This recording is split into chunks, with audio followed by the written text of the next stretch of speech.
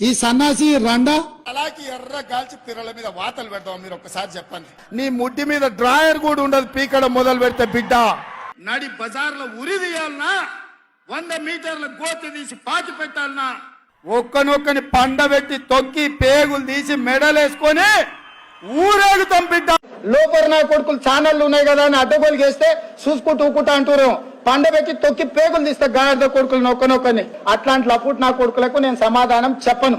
దాని అమ్మ మొగుని ఇంట్లోనే అన్ని తెచ్చి చూపించుకోమని చెప్పు, టీవీలో వేసుకో, నాకేం అభ్యంతరం లేదు.